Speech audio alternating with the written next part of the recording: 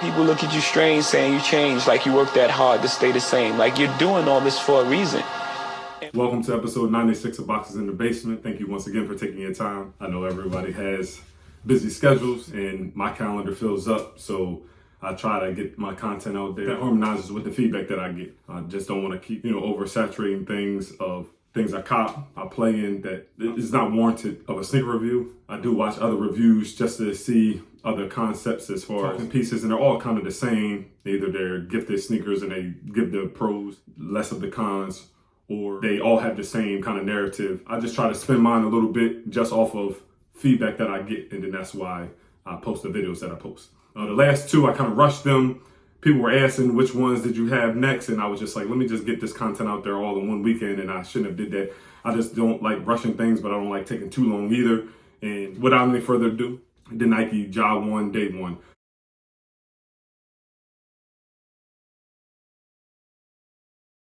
I felt as though that this was the next one that I needed to do. I got these when they released on Thursday. Content out there as soon as I got it. Lobs to one of my homies, he went and grabbed them with me, and he got two of them. The sneaker reviews that I did with the GT Cuts and the GT Cut 2, the sizing was kind of different. Get the 11 and then the material spaces out, or you can go half a size to 11 and a half, and that if you're a regular TTS, which is true to size 11. So I went with true to size. I tried a 10 and a half on because it gave me a little bit extra room, about a quarter of an inch in the toe area, and I was just thinking synthetic material. It's not leather where you break it in and it fits to that form. I didn't know how it was going to break in. Sometimes it's a little tougher too, and it doesn't give that much give. But with the mesh material, and it's not as stretchy, it's mesh, but it's more like it'll fit its mold or keep its mold. I said the 10 and a half won't space out with the material that they use. So I just kept it true to size. And the different reviews that I read, you could go up half a size if you want. I wouldn't do that. I'm regular size 11, and then that's what it is. So for this first impression, first impression, unboxing, and I actually ordered a couple more pairs. So I got my hands on a couple of them where people were sleeping on them, and then the next day, Mark, what's going on? Look, if you ain't get your hands on them then, you better pay the resale on them before this time, 6 months from now, a year from around next year time, they'd be double, triple the price. Well, they double the price now, like triple the price. So let me just get into the talking pieces. Let's start with the heel to toe transition. It has this great rubber with deep grooves for the sole.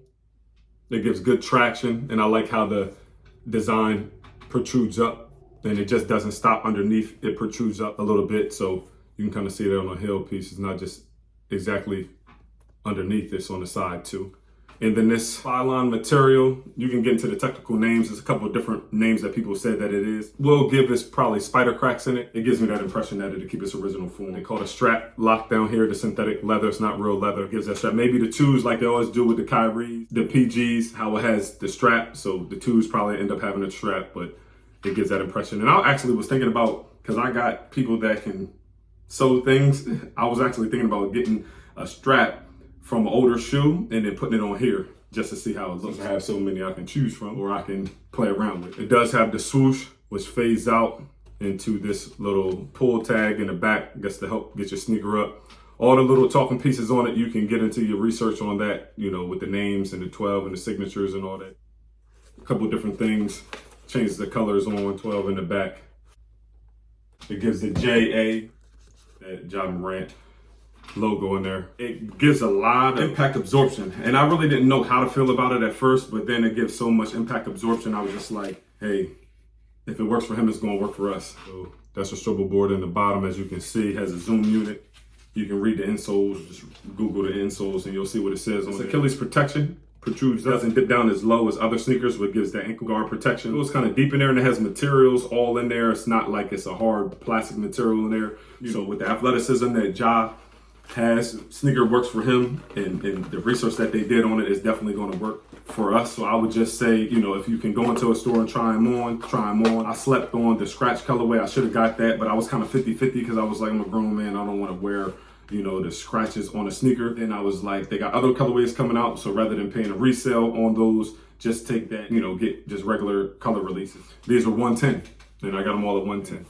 It's no taxes in my state. Thank you for tuning in. I know this was a little longer. Like I said, it's unboxing, first impression, just to talk about some of the material, some of the talking pieces. If you really haven't seen it close up or you haven't watched the video yet, if this is your first one, I appreciate you. Hit the like button, thumbs up, comment, Until next time, episode 96 of Boxing in the Basement. Peace.